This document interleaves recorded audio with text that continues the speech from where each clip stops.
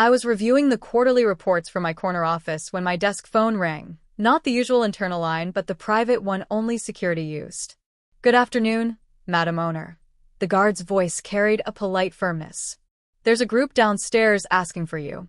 They say they're your family." For a moment, the words didn't land. My manicured fingers froze over the leather-bound notebook. Outside the floor-to-ceiling windows, the San Francisco skyline shimmered under the late afternoon sun. The cool silk of my ivory blouse whispered against my skin as I leaned back, letting the weight of the gold bracelet on my wrist ground me. I hadn't heard from them in years. Not since the day they made it clear where I stood in their lives. I exhaled slowly, feeling the same mix of pride, hurt, and wry amusement that always came when I thought of them. They wouldn't recognize me now, not in this office, not with this title, and certainly not with the power I carried. I pressed the intercom. "Send them up." As I waited, my pulse settled into a steady rhythm. My reflection in the glass looked composed, hair pinned, lipstick perfect, but deep inside, the memory of another door, another room, and the words that had driven me away began to rise like an unwelcome tea. I was 21 when my parents told me they were giving my room to my younger sister, Emily. It was a Wednesday evening in our suburban Ohio home.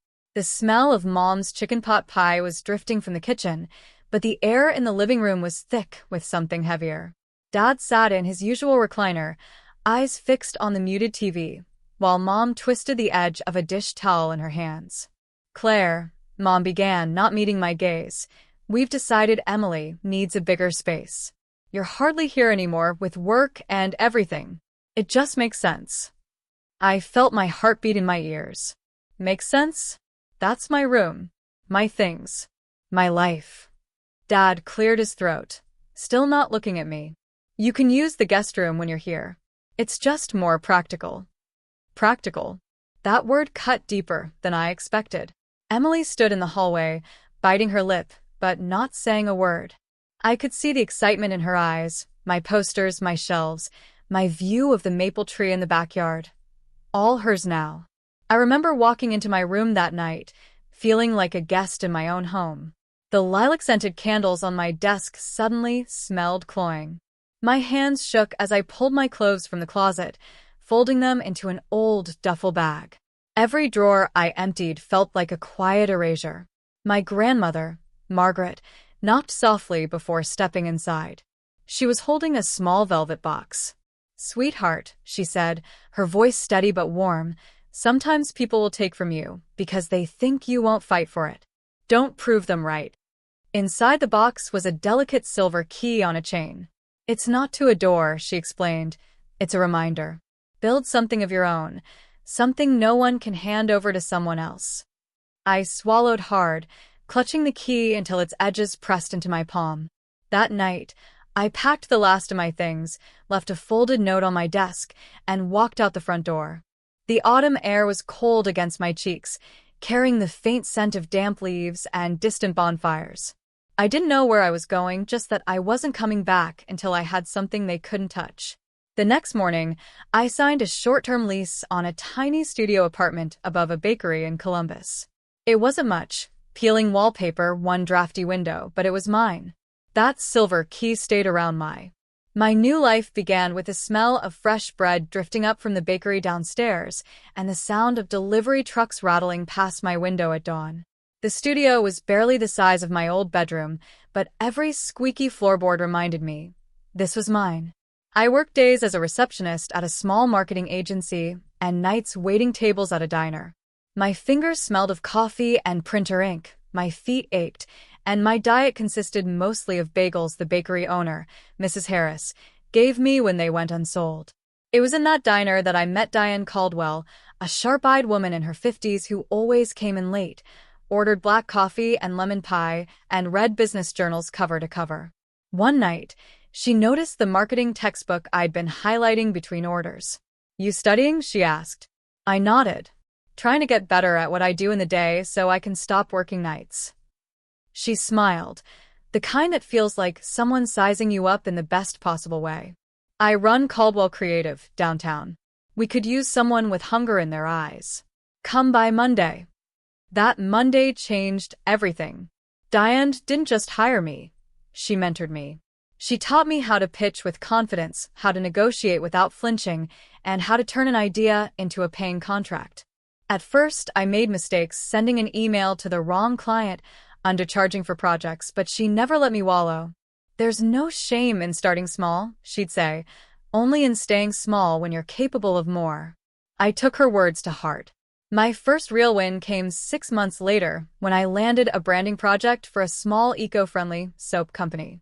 It wasn't a huge account, but seeing my designs on store shelves made every sleepless night worth it. Over the next 2 years, I saved every extra dollar, working freelance on the side. Slowly, I built a client list, specializing in brand strategy for women-owned businesses. By 24, I had enough to lease my own tiny office, just 2 rooms above a florist, and file the paperwork for my own agency, Silver Key Strategies. The name was a private nod to the necklace I still wore every day. Through it all, I kept my success quiet. My family thought I was getting by in the city. I let them think that. My social media was all coffee cups, sunsets, and the occasional birthday selfie, nothing that showed late nights in glass conference rooms or the contracts worth more than my parents' annual income. By 27, I'd expanded to a sleek downtown space with a small but brilliant team. Diane had retired, leaving me a handful of her top clients, and Silver Key Strategies had doubled in revenue. Still, I never told my parents the truth. Part of me wanted to show them, to prove them wrong. But another part wanted to wait until the moment was just right.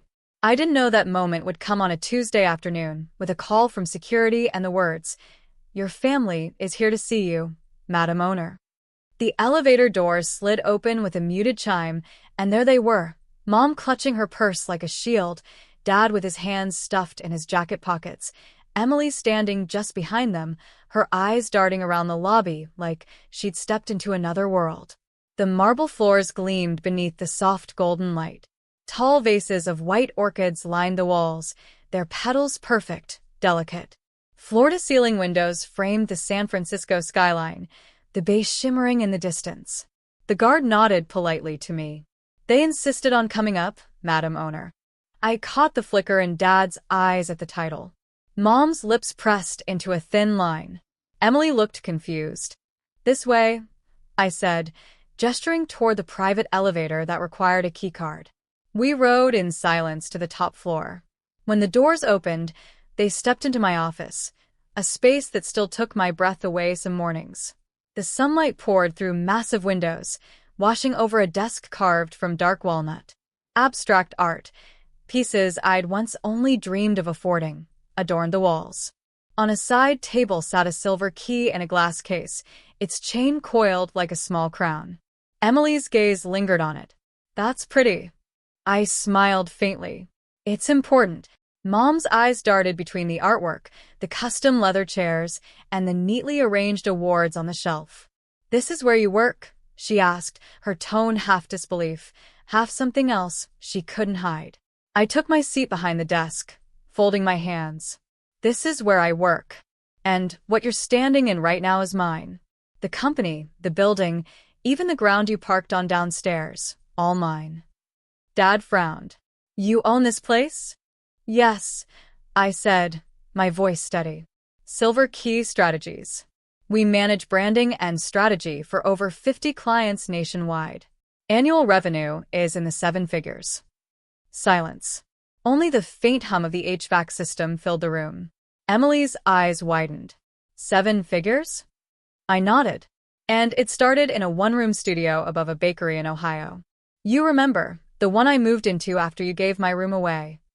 Mom flinched. "Claire, we didn't." "You did." I cut in gently, not angrily. "And it hurt. But it pushed me to build something no one could take from me. That's why I never told you." I wanted this moment to speak for itself. Dad shifted uncomfortably. "We thought you were struggling." "I was," I admitted. "At first. But I learned, I worked, I sacrificed. And now, I'm not struggling." Emily glanced at the key in the glass case again. "Is that why your company is called Silver Key?" "Yes," I said, softening just slightly. "Grandma gave it to me. She told me to build something they couldn't hand over to someone else. I did. For a long moment, no one spoke. Mom finally stepped closer to the desk, her voice quieter. "We're proud of you, Claire. Truly. We just didn't know." "I know," I said. "But you could have believed in me without proof. You could have trusted that I had something in me worth keeping." The weight of my words hung in the room, not heavy with anger, but with truth.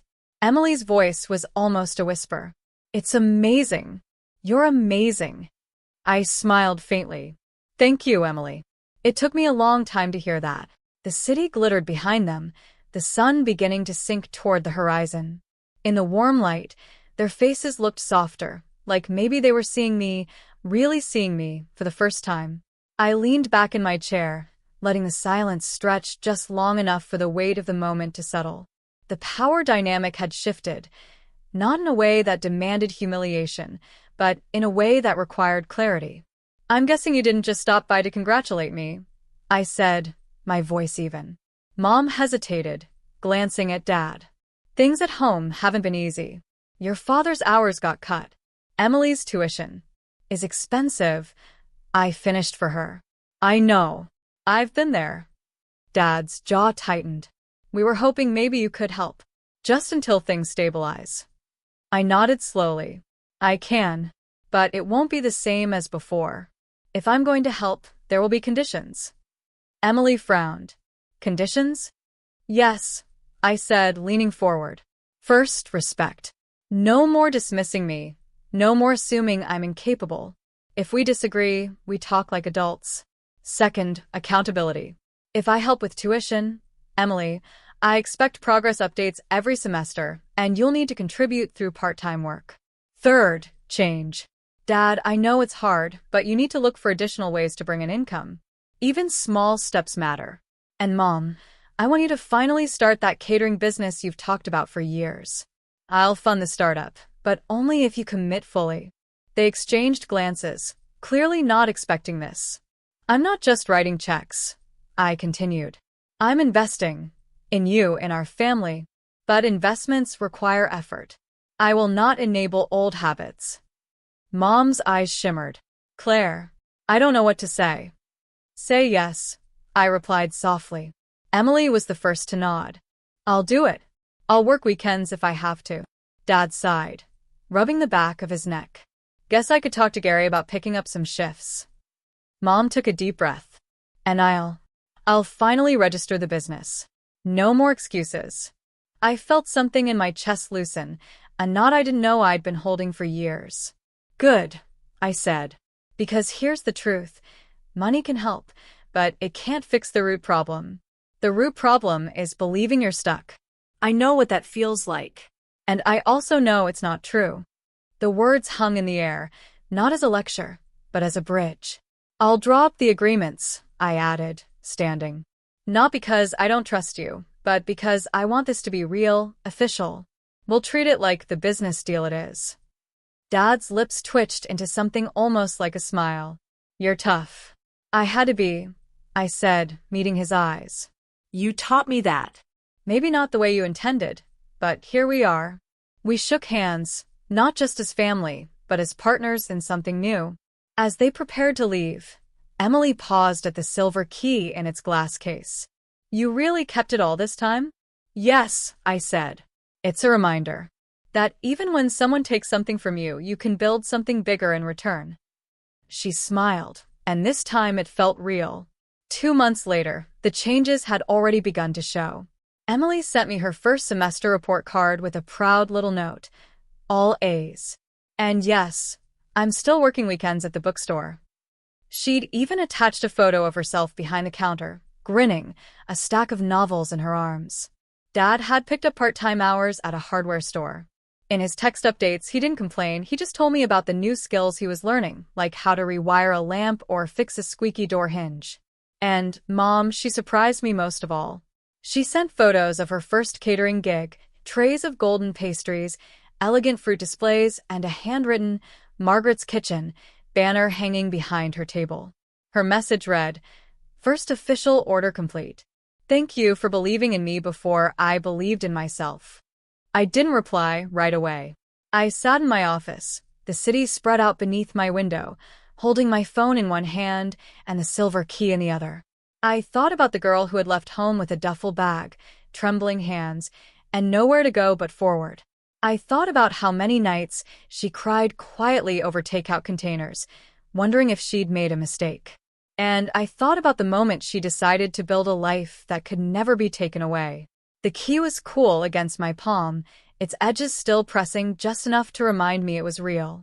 I placed it back in its glass case, right where it belonged, not hidden but displayed for anyone who cared to look closely enough to ask. That night, as I locked up the office, I caught my reflection in the glass doors. My hair was a little wind-tossed, my lipstick slightly faded, but my eyes were steady. Some stories don't end with revenge. They end with growth, and with the quiet satisfaction of knowing you've built something unshakable. The next morning, I recorded the final lines for a speech I'd been asked to give at a women's business conference. They once gave away my room. So I built a world where no one could take my place. And if you've ever been told you're replaceable, remember, you're not. You're just in the wrong room. Build your own.